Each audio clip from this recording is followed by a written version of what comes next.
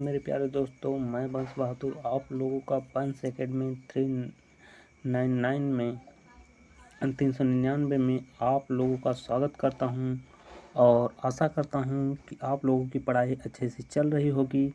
आज हम लोग पढ़ने वाले हैं यूथ कंपटीशन टाइम्स के सीटेट जनवरी 2012 का फर्स्ट और सेकेंड प्रश्न पत्र। दोस्तों, प्रश्न पत्र व्याख्या सहित चलिए शुरू करते हैं दोस्तों शुरू करते हैं। कुछ निर्देश दिया हुआ है। निर्देश: निम्नलिखित प्रश्नों के उत्तर देने के लिए सबसे उचित विकल्प चुनिए। प्रश्न नंबर 1 है दोस्तों दोस्तों, एक से अधिक भाषाओं का प्रयोग कक्षाई जटिलताओं को बढ़ाता है, शिक्षकों के लिए गहन समस्या है, संज्ञानात्मक विकास में सहायक है, किसी भी एक भाषा में निपुणता में बाधक है। कौन सा सही है दोस्तों? इसमें सी वाला ऑप्शन करेक्ट है। चलिए इसका व्याख्या देखते हैं दोस्तों।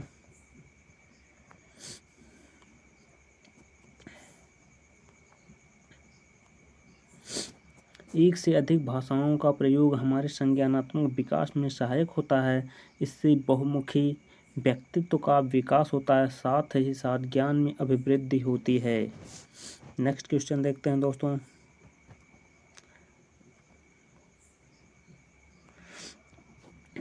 दृष्टिबाधित बच्चों को भाषा सिखाते समय उन्हें कक्षा में अलग बिठाना चाहिए ताकि उन पर विशेष ध्यान दिया जा सके। उन्हें विभिन्न भाषिक गतिविधियों में शामिल नहीं करना चाहिए।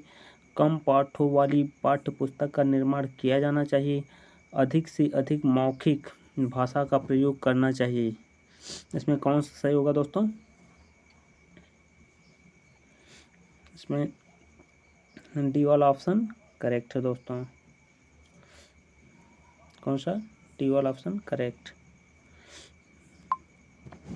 चलिए इसकी व्याख्या देखते हैं दोस्तों।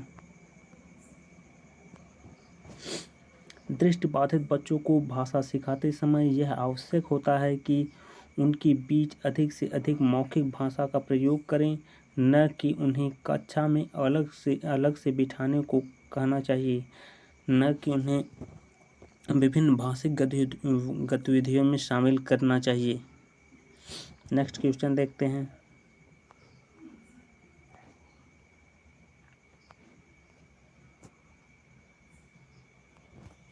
प्राथमिक स्तर पर भाषा की पाठ्यपुस्तकों में किस तरह की रचनाओं को स्थान दिया जाना चाहिए?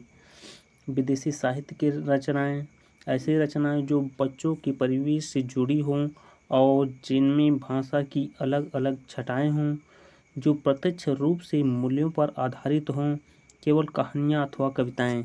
कौन सा सही है दोस्तों? इसमें बी वाला ऑप्शन करेक्ट है। चलिए इसकी व्याख्या देखते हैं दोस्तों।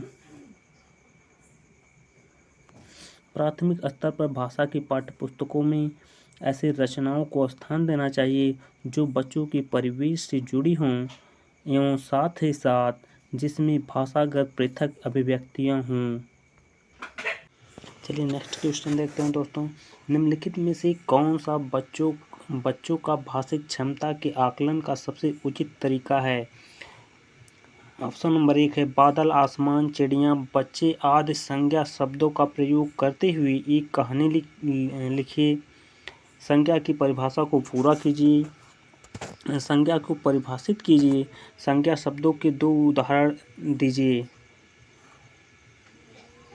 इसमें कौन सा सही है दोस्तों? ए वाला ऑप्शन करेक्ट है।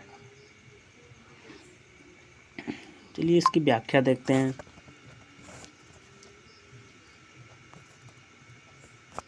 निर्दिष्ट विकल्पों में बच्चों की भाषिक क्षमता के आकलन का सर्वाधिक उचित तरीका है कि उन्हें बादल, आसमान, चिड़िया, बच्चे आदि संज्ञा शब्द का प्रयोग करते हुए कहानी लेखन कराया जाए। नेक्स्ट क्वेश्चन देखते हैं।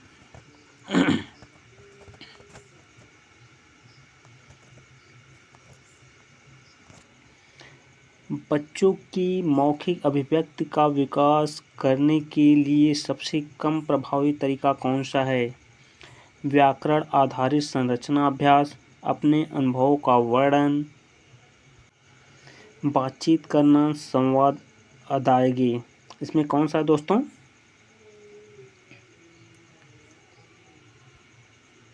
इसमें ए वाला ऑप्शन करेक्ट है। इसकी व्याख्या देखते हैं। बच्चों की मौखिक अभिव्यक्ति का विकास करने के लिए सर्वाधिक कम प्रभावी तरीका व्याकरण आधारित संरचना का अभ्यास कराना, जबकि अपने अनुभवों का वर्णन करना, बातचीत करना एवं संवाद अदायगी करना निश्चित ही मौखिक अभिव्यक्ति का विकास करने के प्रभावी तरीके हैं। नेक्स्ट क्वेश्चन देखते हैं।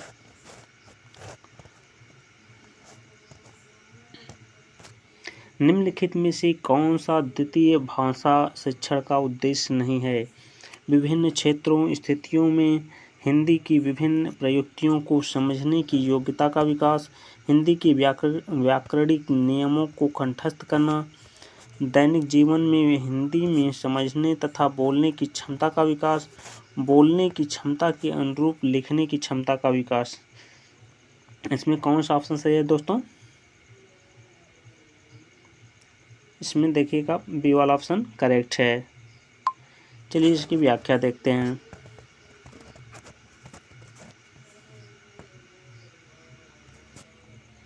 दिए गए विकल्पों में हिंदी के व्याकरणिक नियमों को कंठस्थ करना द्वितीय भाषा शिक्षण का उद्देश्य नहीं है, जबकि दैनिक जीवन में हिंदी में समझने तथा बोलने की क्षमता का विकास एवं बोलने के अनुरूप लिखने की क्षमता का विकास द्वितीय भाषा शिक्षण का उद्देश्य है। नेक्स्ट क्वेश्चन देखते हैं। भाषा सीखने के लिए कौन सा कारक सर्वाधिक महत्वपूर्ण है? भाषा की व्याकरणिक नियम, पाठ पर आधारित प्रश्नोत्तर, भाषा की पाठ्यपुस्तक, समृद्ध भाषिक वातावरण। कौन सा है दोस्तों?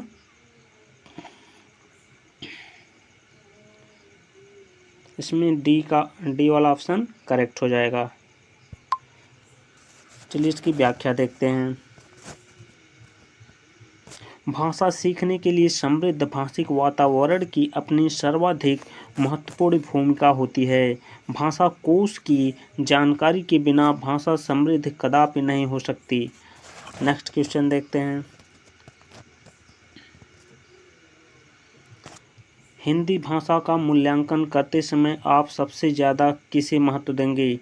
सीखने की क्षमता का आकलन, काव्य सौंदर्य, निबंध लिखने की योग्यता, व्याकरणिक नियम। किसको दोस्तों?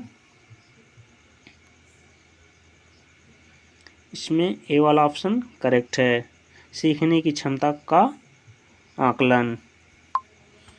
चलिए व्याख्या देखते हैं दोस्तों। सीखने की क्षमता का आकलन हिंदी भाषा को के मूल्यांकन में महत्वपूर्ण भूमिका अदा करती है, न कि काव्य सौंदर्य, निबंध लेखन की योग्यता पर व्याकरणिक नियम। नेक्स्ट क्वेश्चन देखते हैं।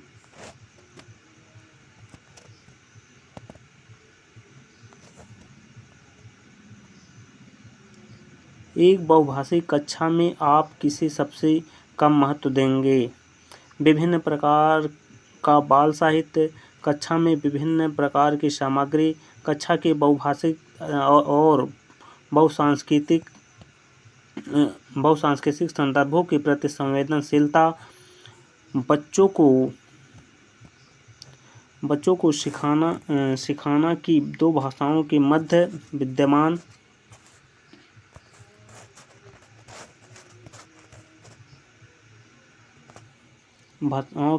विद्यमान समानता व अंतर का विश्लेषण कैसे किया जाता है?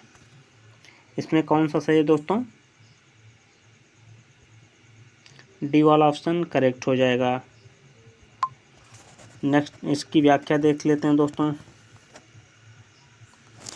एक बहुभाषिक कक्षा में उक्त विकल्पों में से सर्वाधिक कम महत्व बच्चों को यह सिखाना कि दो भाषाओं के मध्य विद्यमान समानता एवं अंतर का विश्लेषण कैसे करना चाहिए।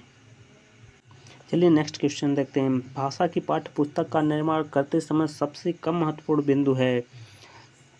अभ्यासों में वैविध्य, पाठों की संख्या, विषय वस्तु में वैविध्य, भाषा की विभिन्न छटाएं।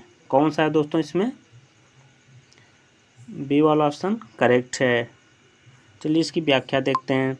भाषा की पाठ्यपुस्तक का निर्माण करते समय सबसे महत्वपूर्ण बिंदु है अभ्यासों में वैविध्य, विषय वस्तु में वैविध्य एवं भाषा की विभिन्न छटाएं। इसके अंतर्गत पाठों की संख्या का कोई महत्व नहीं है। नेक्स्ट क्वेश्चन देखते हैं।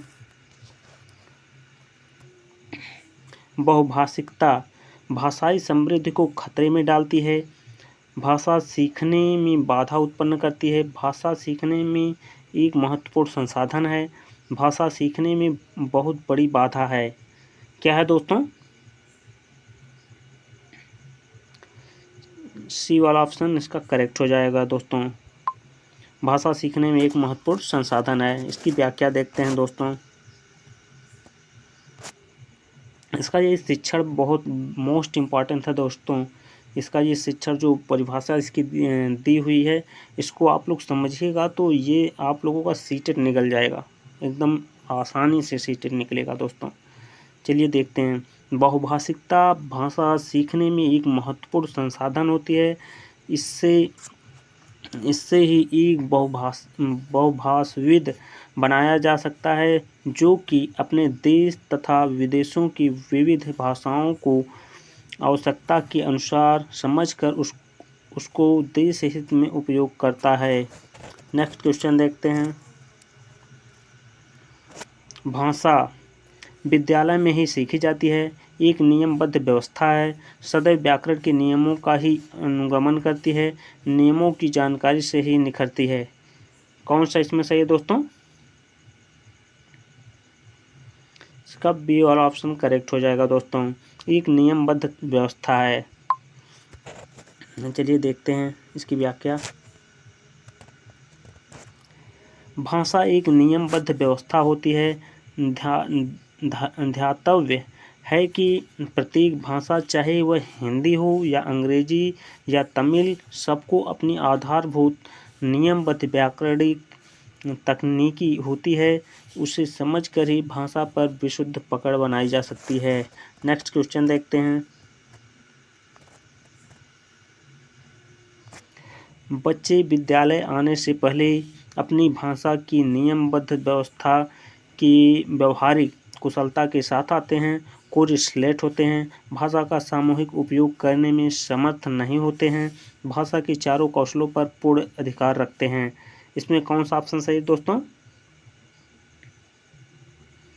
इसका ए वाला ऑप्शन करेक्ट हो जाएगा दोस्तों। चलिए इसकी व्याख्या देखते हैं। प्रत्येक बच्चे को उसके माता पिता विद्यालय भेजने से पहले बोलचाल, हाव भाव तथा कार्य व्यवहार इत्यादि जो भी सामाजिक सदाचार नैतिकता के नियम हैं, उसमें बच्चे को प्रशिक्षित करते हैं। नेक्स्ट क्वेश्चन देखते हैं दोस्तों।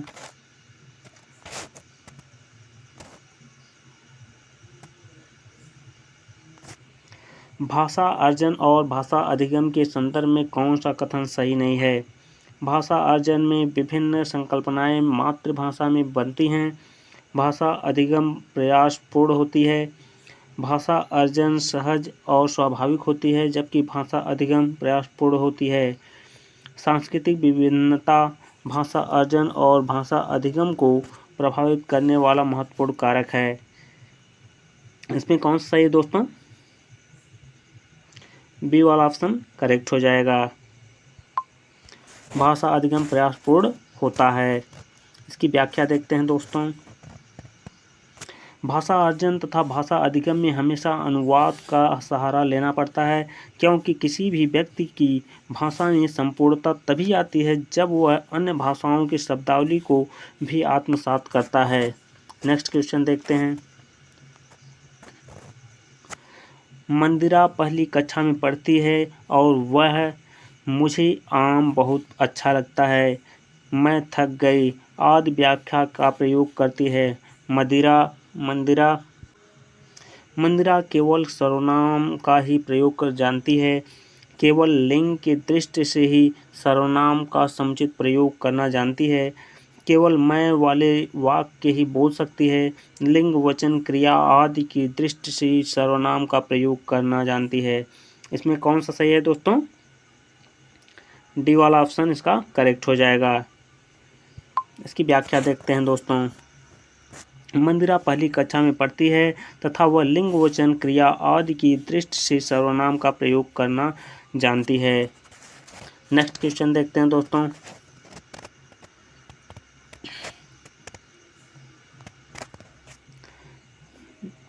निर्देश है दोस्तों, कविता को पढ़कर निम्नलिखित प्रश्न संख्या 16 से 21 में सबसे उचित विकल्प चुनिए। इसमें एक कविता की पंक्ति दिया है दोस्तों। हरा भरा हो जीवन अपना, स्वस्थ रहे संसार, नदियां पर्वत हवा पेड़ से आती है बहार, बचपन कोमल तन मन लेकर आए अनुपम जीवन लेकर, जग से तुम और तुमसे हैं ये प्यारा संसार, हरा भरा हो जीवन अपना, स्वस्थ रहे संसार।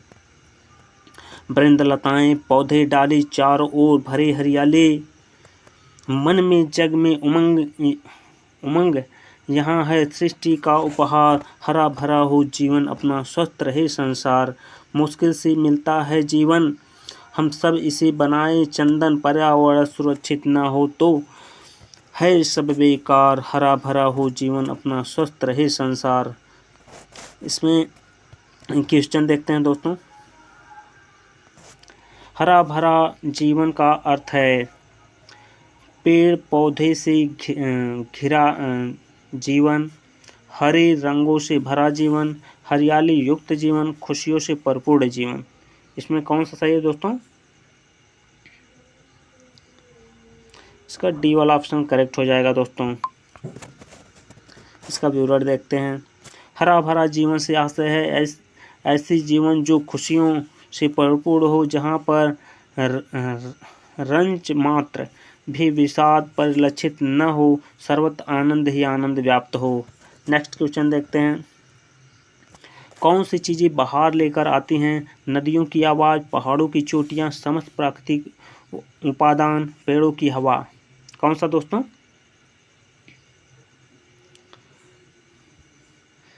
समस्त प्राकृतिक उपादान। इसकी व्याख्या देखते हैं दोस्तों। जीवन में समस्त प्राकृतिक उपादान, चाहे वे नदियाँ पर्वत हो, पेड़ हो अथवा हवा हो, बाहर लेकर आती हैं। नेक्स्ट क्वेश्चन देखते हैं दोस्तों।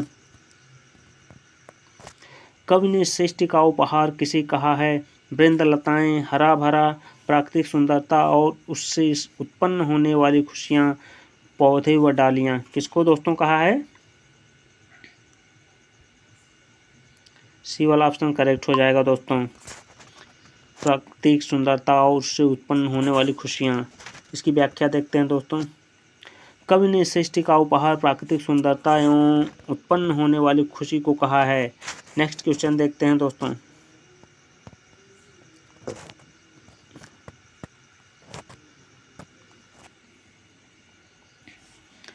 कवि यह संदेश देना चाहता है कि जीवन में सब बेकार है, पर्यावरण संरक्षण में ही जीवन संभव है, प्रकृति में पेड़ पौधे नदियाँ पर्वत शामिल हैं, चंदन के पेड़ लगाने चाहिए। इसमें कौन सा सही हो जाएगा दोस्तों? बी वाला ऑप्शन करेक्ट हो जाएगा। इसकी व्याख्या देखते हैं दोस्तों।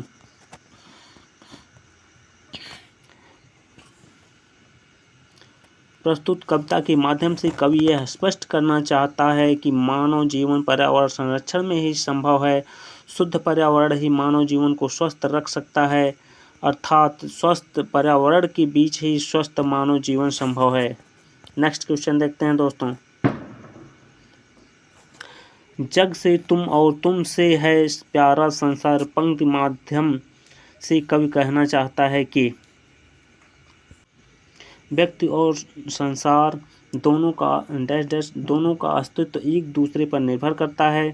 संसार चलाने के लिए व्यक्तियों की आवश्यकता होती है। व्यक्ति का अस्तित्व संसार से स्वतंत्र है, संसार का अस्तित्व व्यक्तियों से स्वतंत्र है। इसमें कौन सा सही है दोस्तों? ए वाला ऑप्शन करेक्ट हो जाएगा।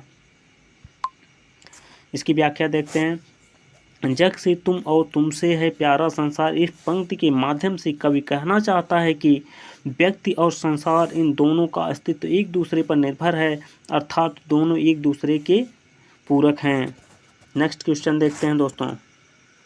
अनुपम से अभिप्राय है सुखद, आनंदमय, मनोहारी, जिसकी उपमा न दी जा सके। इसमें कौन सा है दोस्तों, कौन सा सही हो जाएगा?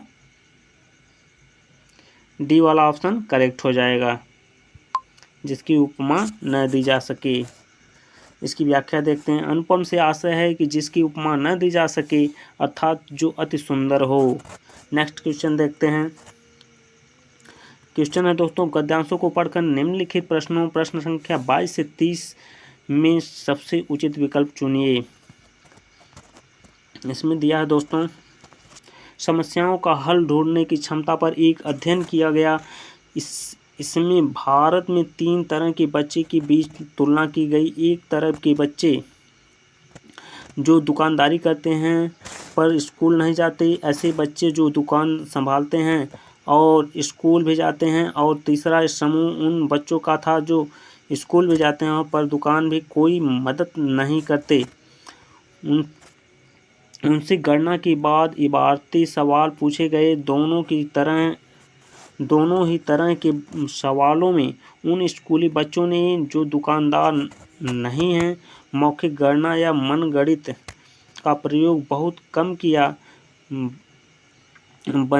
बनिस्बत उनके जो दुकानदार थे, स्कूली बच्चों ने ऐसी गलतियां भी की जिनका कारण नहीं समझा जा सकता। इससे यह साबित होता है कि दुकानदारी से जुड़े हुए बच्चे हिसाब लगाने में गलती नहीं कर सकते, क्योंकि इसका सीधा असर उनके काम पर पड़ता है, जबकि स्कूल के बच्चे वही हिसाब लगाने में अक्सर भयंकर गलतियां कर देते हैं। इससे यह स्पष्ट होता है कि जिन बच्चों को रोज़मर्रा की ज़िंदगी में इस तरह के सवालों से जूझना पड़ता है, वे अपने लिए ज़रूरी गणितीय क्षमता हासिल कर लेते हैं। लेकिन साथ ही इस बात पर भी गौर करना महत्वपूर्ण है कि इस तरह की दक्षताएं एक स्तर तक और एक कार्य क्षेत्र तक सीमित होकर रह जाती हैं। इसलिए वे सामाजिक और सांस्कृतिक परिवेश जो कि ज्ञान को बनाने व बढ़ाने में मदद करते हैं, वही उस ज्ञान को संकुचित और सीमित कर सकते हैं। अब इस पे क्वेश्चन है दोस्तों, समस्याओं का हल खोजने पर आधारित अध्ययन किस विषय से जुड़ा हुआ था? सामाजिक विज्ञान, गणित, भाषा, दुकानदारी। किससे दोस्तों, किससे जुड़ा हुआ था? गणित से जुड़ा हुआ था। नेक्स्ट क्वेश्चन, इसकी व्याख्या देखते हैं। समस्याओं का हल खोजने पर आधारित अध्ययन गणित विषय से जुड़ा हुआ था। नेक्स्ट क्वेश्चन, किन बच्चों ने सवाल हल करने में मौखिक गणना का ज़्यादा प्रयोग किया? जो सिर्फ स्कूल जाते हैं, जो बच्चे न तो दुकानदारी करते हैं और न ही स्कूल जाते हैं, जो स्कूली बच्चे दुकानदारी नहीं करते, जो दुकानदारी करते हैं। इसमें कौन सा सही है दोस्तों? इसमें डी वाला ऑप्शन करेक्ट हो जाएगा, जो दुकानदारी करते हैं। इसकी व्याख्या देखते हैं। ऐसे बच्चे जो दुकानदारी करते थे, प्रश्नों को हल करने में मौखिक गणना का ज़्यादा प्रयोग किया है, क्योंकि दुकानदारी में सामान देने में शीघ्रता होती है। अतएव सामान के आधार पर तुरंत मूल्यों की गणना कर ली जाती है। नेक्स्ट क्वेश्चन देखते हैं दोस्तों। अनुच्छेद के आधार पर कहा जा सकता है कि बच्चे रोज़मर्रा के जीवन में काम आने वाली दक्षताओं को स्वतः ही हासिल कर लेते हैं। सिर्फ दुकानदार बच्चे ही गणित सीख सकते हैं। बच्चों को गणित सीखना चाहिए। बच्चों को गणित सीखने के लिए दुकानदारी करनी चाहिए। इसमें कौन सा ऑप्शन सही है दोस्तों? ए वाला ऑप्शन करेक्ट हो जाएगा। इसकी व्याख्या देखते हैं दोस्तों। उक्त अनुच्छेद के आधार पर यह कहा जा सकता है कि बच्चे रोज़मर्रा के जीवन में काम आने वाली दक्षताओं को स्वतः ही हासिल कर लेते हैं। नेक्स्ट क्वेश्चन देखते हैं। दुकानदार बच्चे हिसाब लगाने में प्रायः गलती नहीं करते, क्योंकि वे कभी भी गलती नहीं करते। गलती का असर उनकी काम पर पड़ता है, इससे उन्हें माता पिता से डांट पड़ेगी। वे जन्म से ही बहुत दक्ष हैं। कौन सा सही है दोस्तों? इसमें बी वाला ऑप्शन करेक्ट हो जाएगा। इसकी व्याख्या देखते हैं। छोटे बच्चे जो दुकान पर बैठकर सामान देते हैं तथा हिसाब किताब भी देखते हैं, वे कार्य से हटाए जाने के भय से स्वीकार को पूर्ण एकाग्रता तथा तन्मयता से करते हैं। नेक्स्ट क्वेश्चन देखते हैं। जो दक्षताएं हमारे दैनिक जीवन में काम नहीं आती, उनमें हमारा प्रदर्शन अक्सर खराब अच्छा होता रहता है, संतोषजनक होता है, खराब होता है, अच्छा होता है। कौन सा सही है दोस्तों? इसमें खराब अच्छा होता रहता है। इसकी व्याख्या देखते हैं दोस्तों। जब हम यह समझते हैं कि अमुक कार्य को करने से या सीखने से भविष्य में कोई लाभ नहीं मिलेगा, तो उसमें हमारा प्रदर्शन मिले जुले रूप में ही बना रहता है। नेक्स्ट क्वेश्चन देखते हैं दोस्तों। अनुच्छेद के आधार पर बताइए कि सामाजिक व सांस्कृतिक परिवेश ज्ञान को सीमित कर सकता है, बनाने में मदद भी करता है और उसे संकुचित सीमित कर सकता है। बनाने में मदद करता है, संकुचित कर सकता है। इसमें कौन सा सही है दोस्तों? इसमें बी वाला ऑप्शन करेक्ट हो जाएगा। इसकी व्याख्या देखते हैं दोस्तों। मानव एक सामाजिक प्राणी है और वह अगल बगल की सामाजिक सांस्कृतिक परिवेश सतत ग्रहण करता है तथा उसके अनुसार इस संकुचित या विस्तृत आचरण को प्रकट करता है। नेक्स्ट क्वेश्चन देखते हैं। एक प्रत्यय का उदाहरण है सांस्कृतिक, चूंकि, सीमित, संकुचित। कौन सा है दोस्तों? इसमें कौन सा सही हो जाएगा? ए वाला ऑप्शन करेक्ट हो जाएगा, सांस्कृतिक। इसकी व्याख्या देखते हैं दोस्तों। एक प्रत्यय का उदाहरण दिए गए विकल्पों में सांस्कृतिक होगा। इसी प्रकार अन्य उदाहरण एक प्रत्यय से संबंधित हैं, मौखिक, मानसिक, नैसर्गिक, तार्किक, प्रारंभिक आदि। नेक्स्ट क्वेश्चन देखते हैं दोस्तों। मनगढ़ंत का अर्थ है कठिन गणित, मनगढ़ंत गणित, मनपसंद गणित, मन ही मन हिसाब लगाना। कौन सा सही होगा दोस्तों? इसमें डी वाला ऑप्शन करेक्ट हो जाएगा, मन ही मन हिसाब लगाना। इसकी व्याख्या देखते हैं। मनगढ़ंत का आशय मन ही मन हिसाब लगाने से है। प्रायः सामान्य लोग कोई हिसाब हल करने हेतु अपने मन में ही गुणा भाग कर लेते हैं। नेक्स्ट क्वेश्चन देखते हैं। संयुक्त क्रिया का उदाहरण है दुकान संभालते हैं, हिसाब लगाते हैं, स्कूल जाते हैं, अध्ययन किया गया। कौन सा है दोस्तों? डी ऑप्शन करेक्ट हो जाएगा। इसकी व्याख्या देखते हैं दोस्तों। संयुक्त क्रिया का उदाहरण दिए गए विकल्पों अध्ययन किया गया ही उचित प्रतीत होता है। आज का प्राइमरी का सेशन यहीं पे समाप्त होता है दोस्तों। चलिए जूनियर का शुरू करते हैं। यह जूनियर का है दोस्तों। केंद्रीय शिक्षक पात्रता परीक्षा सीटेट जनवरी 2012, हिंदी 6 से 8, व्याख्या सहित द्वितीय प्रश्न पत्र का हल है। चलिए शुरू करते हैं दोस्त। इसमें दोस्त दिया है निर्देश प्रश्न संख्या 1 से 6। नीचे दिए गए गद्यांश को ध्यानपूर्वक पढ़िए और उस पर आधारित प्रश्नों की उचित उत्तर दीजिए।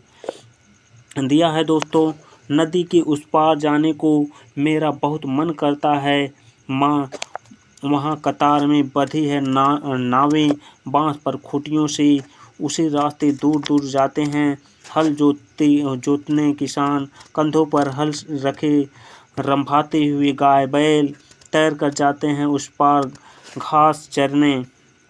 शाम को जब वे लौटते हैं घर ऊंची ऊंची घास में छिपकर हुक्के हो करते हैं सियार। माँ तू बुरा न माने तो बड़ा होकर मैं नाव खेने वाला एक नाविक बनूंगा। इस पे क्वेश्चन है दोस्तों, देखते हैं पहला क्वेश्चन इसका। इस कविता में कौन किसे संबोधित कर रहा है? लेखक नाविक की माँ को, कोई किसी को नहीं। लेखक अपनी माँ को, लेखक के रूप में एक बच्चा माँ को। किसको दोस्तों? इसका डी ऑप्शन करेक्ट हो जाएगा। इसकी व्याख्या देखते हैं दोस्तों। उपयुक्त कविता में लेखक के रूप में एक बच्चा अपनी माँ को संबोधित कर रहा है और वह कह रहा है कि माँ, मैं बड़ा होकर नाव चलाना चाहता हूँ, जिससे मैं नदी के उस पार का आनंद ले सकूं, लेकिन उसे पता है कि माँ उसे नाव चलाने वाला नहीं बनने देगी। नेक्स्ट क्वेश्चन देखते हैं दोस्तों। लेखक नाविक क्यों बनना चाहता है? वह नदी की यात्रा को मजा लेना चाहता है। वह नाव चलाने संबंधी अपने शौक को पूरा करना चाहता है। वह नदी पार के सौंदर्य का आनंद उठाना चाहता है। वह हल चलाना चाहता है। कौन सा सही है दोस्तों? इसमें सी वाला ऑप्शन करेक्ट हो जाएगा। इसकी व्याख्या देखते हैं दोस्तों। उपयुक्त कविता में लेखक नाविक बनकर नदी के उस पार के सौंदर्य का आनंद उठाना चाहता है, इसलिए वह अपनी माँ से नदी के उस पार के सौंदर्य का वर्णन करता है तथा कहता है कि माँ, अगर तुम बुरा न मानो तो मैं बड़ा होकर नाव खेने वाला एक नाविक बनूंगा। नेक्स्ट क्वेश्चन देखते हैं दोस्तों। नाव को बांसों की खूंटियों से क्यों बांधा गया होगा? कहीं लहरें नाव को बहाकर न ले जाएं। बांसों की खूंटियां पानी में तैरती रहती हैं ताकि कोई दूसरा व्यक्ति नाव न ले जाए। नाविक ऐसा ही करते हैं। इसमें कौन सा सही है दोस्तों? इसमें ये वाला ऑप्शन करेक्ट हो जाएगा। चलिए इसकी व्याख्या देखते हैं दोस्तों। नाव को बांसों की खूंटियों में इसलिए बांधा गया है ताकि कहीं लहरें नाव को बहाकर न ले जाएं। नेक्स्ट क्वेश्चन देखते हैं। माँ, तो बुरा न मानो तो पंक्ति किस ओर संकेत नहीं करती? लेखक माँ की इच्छा के अनुसार कार्य करना चाहता है। माँ को बुरा लग गया है। लेखक माँ के संवेगों का ध्यान रखता है। लेखक जानना चाहता है कि माँ उसे नाविक नहीं बनने देगी। इसमें कौन सा है दोस्तों? इसमें डी वाला ऑप्शन करेक्ट हो जाएगा। इसकी व्याख्या देखते हैं दोस्तों। लेखक जानता है कि माँ उसे नाविक नहीं बनने देगी। नेक्स्ट क्वेश्चन देखते हैं। कविता में पुनरुक्त शब्द युग्म आए हैं। दूर दूर, ऊंची ऊंची, गाय बैल, दूर दूर, ऊंची ऊंची। इसमें कौन सा है दोस्तों? ए वाला ऑप्शन करेक्ट हो जाएगा दोस्तों। इसकी व्याख्या देखते हैं दोस्तों। दूर दूर, ऊंची ऊंची कविता में प्रयुक्त पुनरुक्त शब्द हैं। शब्दों की इस तरह के प्रयोग से भाषा में सौंदर्य आ जाता है। नेक्स्ट क्वेश्चन देखते हैं।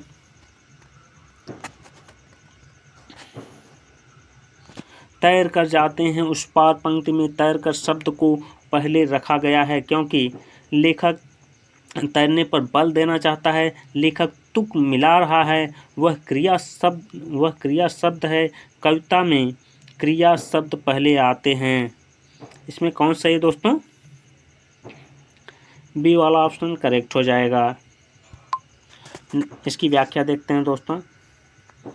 तैर कर जाते हैं उस पार पंक्ति में तैर कर शब्द को पहले रखा गया है क्योंकि कविता में लेखक तुकबंदी को मिला रहा है।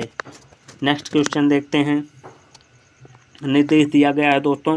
प्रश्न संख्या 7 से 15 नीचे दिए गए गद्यांश को ध्यानपूर्वक पढ़िए और उस पर आधारित प्रश्नों के उचित उत्तर दीजिए।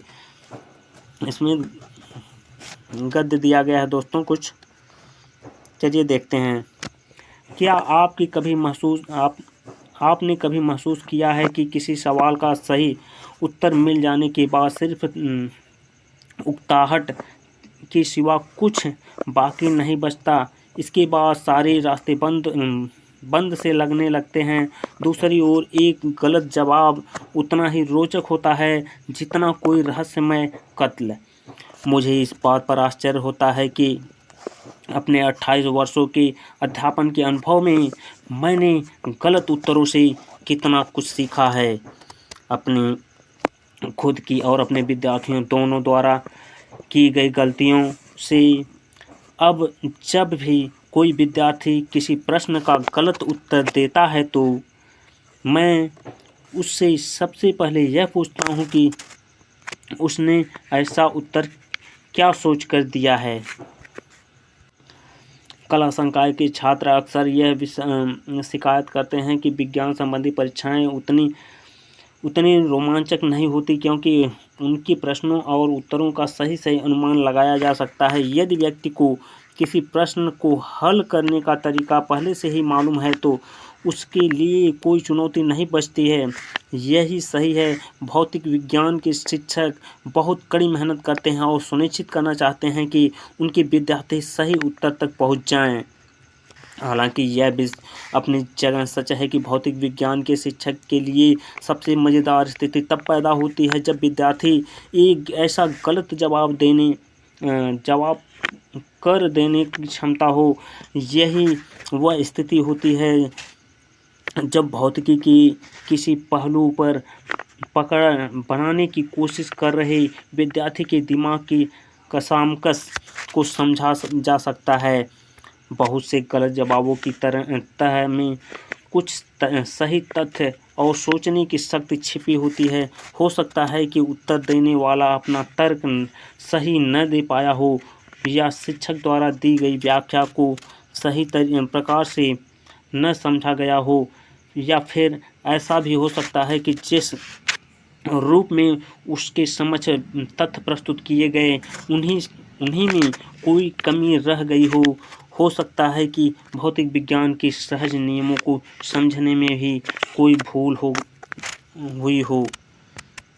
इस पे क्वेश्चन है दोस्तों, देखते हैं। गलत जवाब को रोचक क्यों कहा गया है?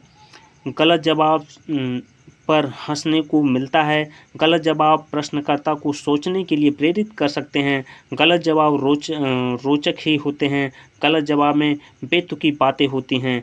कौन सा सही है दोस्तों? इसमें बी वाला ऑप्शन करेक्ट हो जाएगा। इसकी व्याख्या देखते हैं दोस्तों।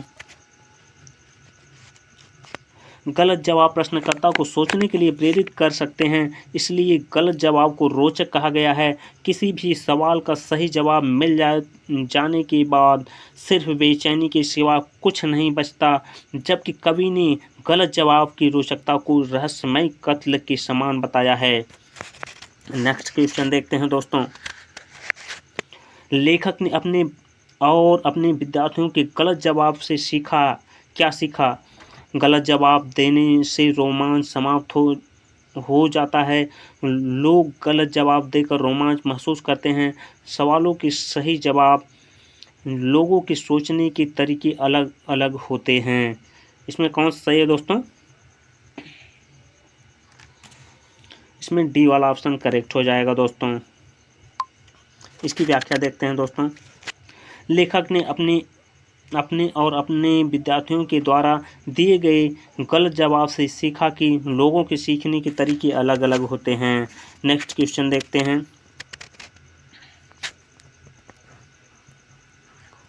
कला संकाय के छात्रों को विज्ञान की परीक्षाएं उतनी रोमांचक नहीं लगती थी क्योंकि विज्ञान की परीक्षाएं अनुमान लगाने का अवसर नहीं देती, क्योंकि उसके जवाब तयशुदा हैं।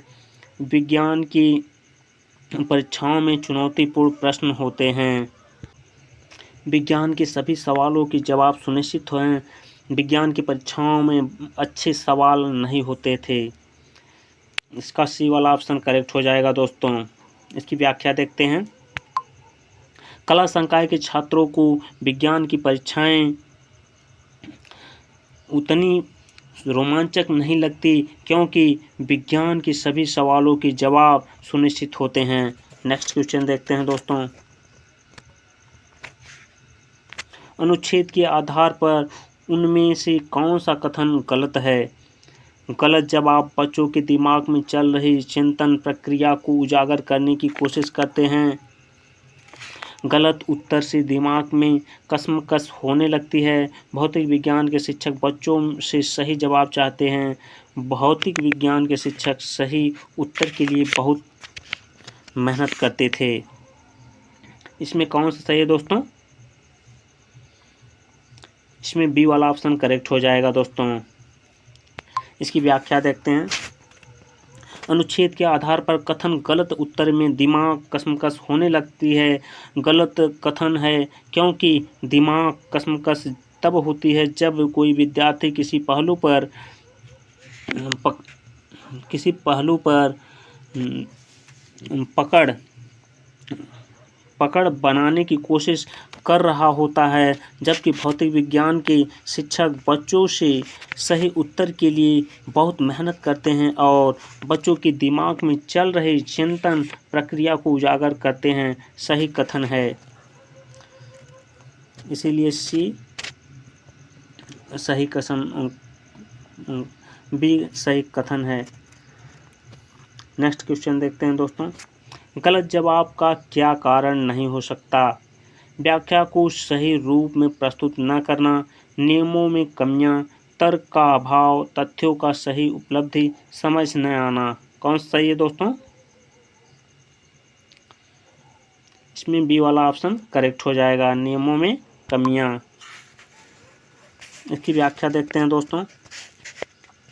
उपयुक्त अवतरण के अनुसार नियमों में कमियों को जानना गलत जवाब का कारण नहीं हो सकता, जबकि व्याख्या को सही रूप में प्रस्तुत न करना, तर्क का अभाव, तथ्यों की सही उपलब्धि समझ न आना गलत जवाब का कारण हो सकता है। नेक्स्ट क्वेश्चन देखते हैं दोस्तों।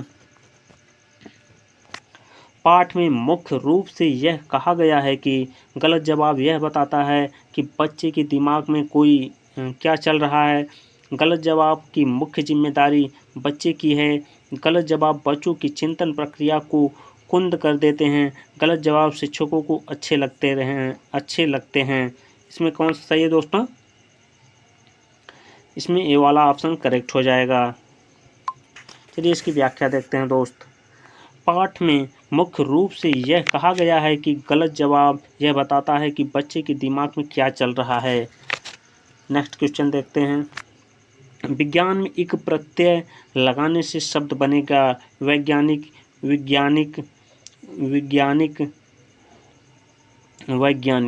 क्या बनेगा दोस्तों? वैज्ञानिक। डी वाला ऑप्शन करेक्ट हो जाएगा। इसकी व्याख्या देखते हैं। विज्ञान में एक प्रत्यय लगाने से वैज्ञानिक शब्द बनेगा। प्रत्यय ये शब्दों अथवा धातुओं के अंत में लगाए जाते हैं। इनके प्रयोग से शब्द भेद और उनके अर्थ में भी अंतर हो जाता है। इनका प्रयोग स्वतंत्र रूप में नहीं होता। नेक्स्ट क्वेश्चन देखते हैं दोस्तों। परीक्षा प्रश्न गलती शब्द की बहुवचन रूप हैं। परीक्षाएं प्रश्न गलतियों, परीक्षाएं प्रश्न गलतियां, परीक्षाएं प्रश्नों गलतियों, परीक्षाओं प्रश्नों गलतियों। इसमें कौन सही है दोस्तों? डी वाला ऑप्शन करेक्ट हो जाएगा। इसकी व्याख्या देखते हैं। परीक्षा प्रश्न गलती शब्द के बहुवचन रूप क्रमशः परीक्षाओं प्रश्नों गलतियों हैं। नेक्स्ट क्वेश्चन देखते हैं दोस्त।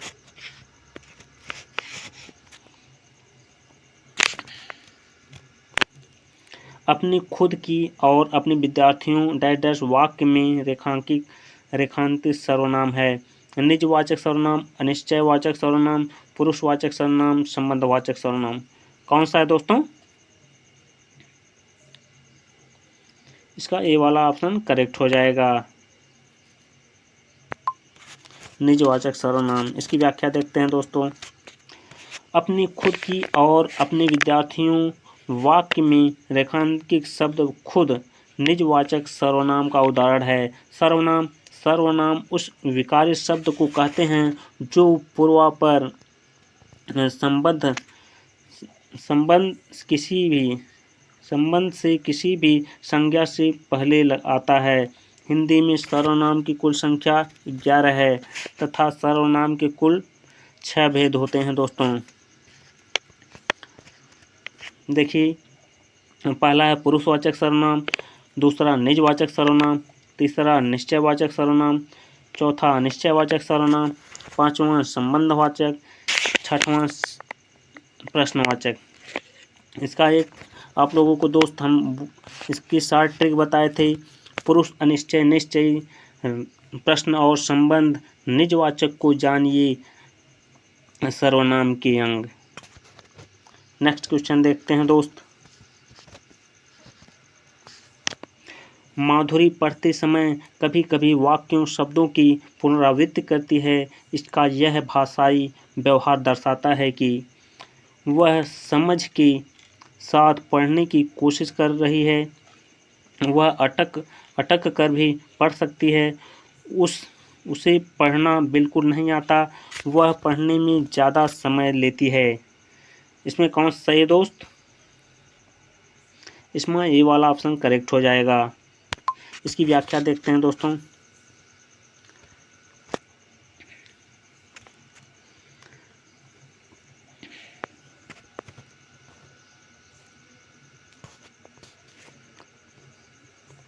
माधुरी एक विद्यार्थी पढ़ने में कभी कभी वाक्यों शब्दों की पुनरावृत्ति करती है, तो उसका यह भाषाई व्यवहार दर्शाता है कि वह समझ के साथ पढ़ने की कोशिश कर रही है। इसलिए माधुरी का वाक्यों को दोहराना एवं शब्दों की पुनरावृत्ति यह दर्शाता है कि वह समझ के साथ पढ़ने की कोशिश कर रही है। नेक्स्ट क्वेश्चन देखते हैं।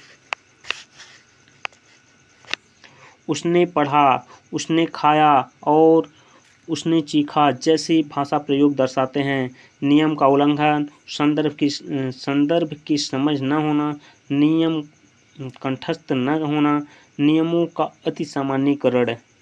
कौन सा है दोस्त?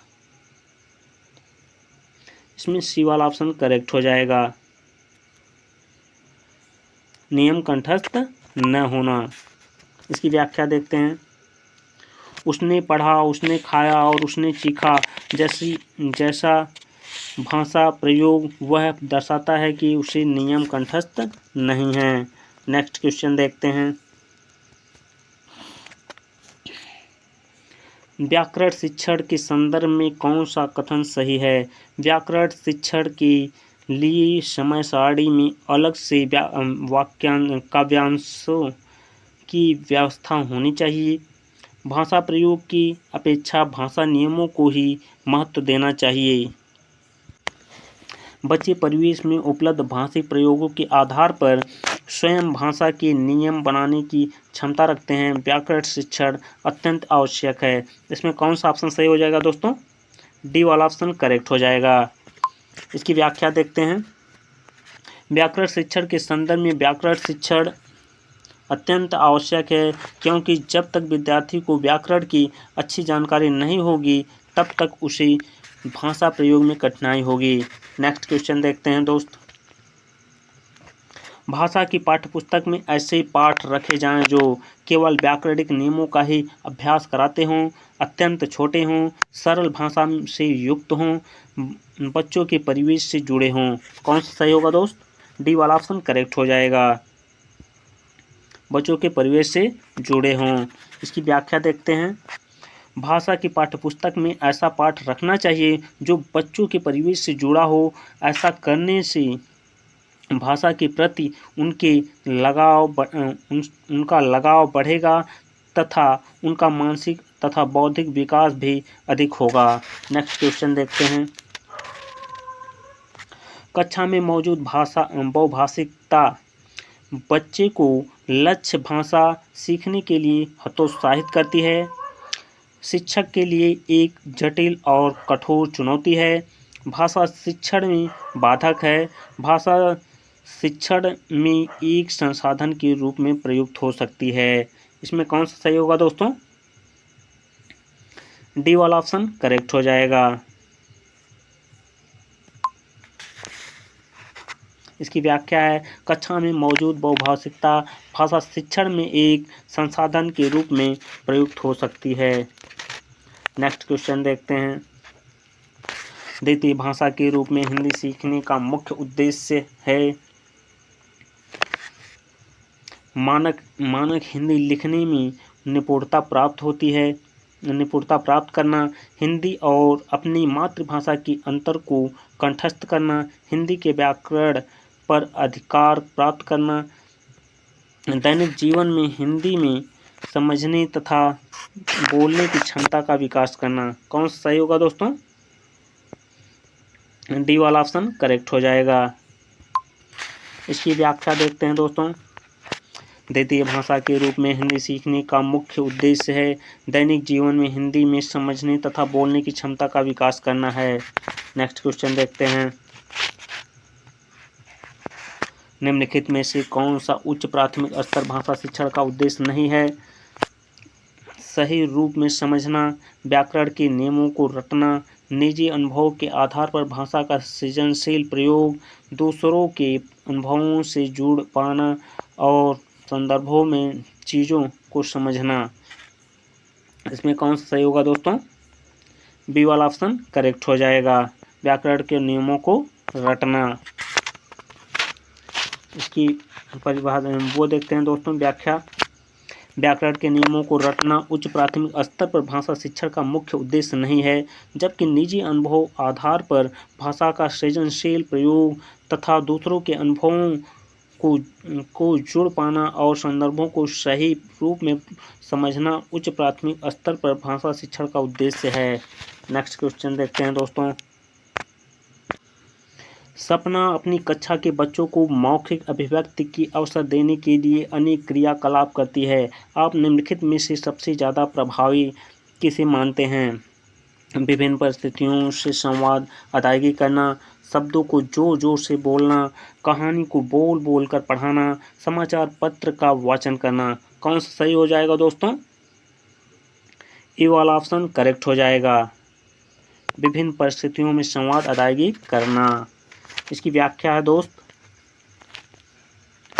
मौखिक अभिव्यक्ति के लिए सबसे प्रभावी विधि है विभिन्न परिस्थितियों में संवाद अदायगी करना। अतः सपना का बच्चों को मौखिक अभिव्यक्ति के लिए सर्वाधिक अच्छा क्रियाकलाप विभिन्न परिस्थितियों में संवाद अदायगी करना होगा।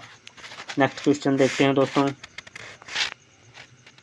सुहेल 1 साल पहले असम से पंजाब आया। वह हिंदी भाषा का प्रयोग करते समय त्रुटियां करता है। एक शिक्षक के रूप में आप किस कथन को सही मानेंगे?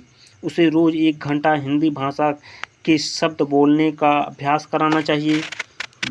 सुहेल को भाषा प्रयोग के अधिकाधिक अवसर व प्रोत्साहन देना चाहिए। सुहेल को बार बार उनकी त्रुटियों के बारे में बताना चाहिए। सुहेल की मातृभाषा का प्रभाव लक्ष्य भाषा पर नहीं पड़ने देना चाहिए। कौन सा सही हो जाएगा दोस्तों? इसमें बी वाला ऑप्शन करेक्ट हो जाएगा। सुहेल को भाषा प्रयोग की अधिकाधिक प्रयोग के अवसर व प्रोत्साहन देना चाहिए। इसकी व्याख्या देखते हैं दोस्तों।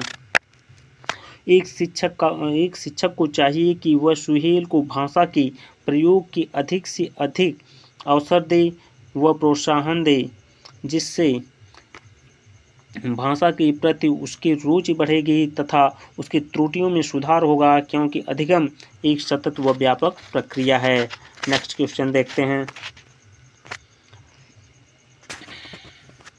भाषा के संदर्भ में निदानात्मक परीक्षा का उद्देश्य है बच्चों हेतु भाषा प्रयोग के अवसर जुटाना, बच्चों को अगले कक्षा में प्रोन्नत करना, बच्चों की विभिन्न श्रेणियों में विभक्त कराना, बच्चों की भाषा प्रयोग संबंधी कठिनाइयों के संभावित कारणों की पहचान करना। कौन सा सही हो जाएगा दोस्त?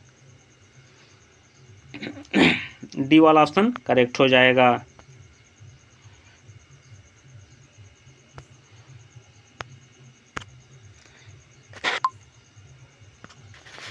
इसकी व्याख्या देखते हैं दोस्तों।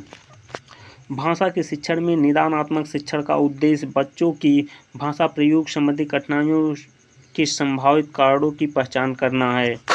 नेक्स्ट क्वेश्चन देखते हैं। भाषा के सतत और व्यापक मूल्यांकन का उद्देश्य है बच्चों की सीखने की प्रक्रिया को समझकर उपयुक्त शिक्षण अधिगम प्रक्रिया अपनाना, अगली कक्षा में प्रोन्नत करने हेतु साक्ष्य जुटाना, बच्चों की त्रुटियों को पहचान करना, मूल्यांकन की परंपरा का निर्वाह करना। कौन सा सही हो जाएगा दोस्तों? ए वाला ऑप्शन करेक्ट हो जाएगा। इसकी व्याख्या देखते हैं दोस्तों। बच्चों की सीखने की प्रक्रिया को समझकर उपयुक्त शिक्षण अधिगम प्रक्रिया अपनाना भाषा के सतत एवं व्यापक मूल्यांकन का उद्देश्य है। नेक्स्ट क्वेश्चन देखते हैं। उपचारात्मक शिक्षण की सफलता मुख्यतः निर्भर करती है बच्चों की समाज सांस्कृतिक पृष्ठभूमि पर, बच्चों की भाषागत त्रुटियों की सूची बनाने में पर, समस्याओं की पहचान पर, समस्याओं के कारणों की सही पहचान पर। किस पे दोस्तों? कौन सा सही हो जाएगा? सी वाला ऑप्शन करेक्ट हो जाएगा। इसकी व्याख्या देखते हैं दोस्त। उपचारात्मक शिक्षण की समस्या मुख्यतः समस्याओं की पहचान पर निर्भर करती है, क्योंकि शिक्षण में जिस प्रकार की भी समस्या आती है उसे उपचारात्मक शिक्षण के माध्यम से दूर किया जाएगा। नेक्स्ट क्वेश्चन देखते हैं। उच्च कक्षाओं में साहित्य साध्य है और भाषा कौशल साधन। केवल छंद अलंकारों को समझने की प्रयास करना भाषा शिक्षण का उद्देश्य है। भाषा कौशल साध्य है और साधन है साहित्य। भाषा की पाठ्य पुस्तक अत्यंत महत्वपूर्ण है। इसमें कौन सा सही हो जाएगा दोस्तों? इसमें सी वाला ऑप्शन करेक्ट हो जाएगा। भाषा कौशल साध्य है और साधन है साहित्य। इसकी व्याख्या देखते हैं दोस्त। उच्च कक्षाओं में भाषा की सभी कौशल साध्य है के रूप में प्रयोग किए जाते हैं तथा साहित्य साधन के रूप में प्रयोग किया जाता है। नेक्स्ट क्वेश्चन देखते हैं।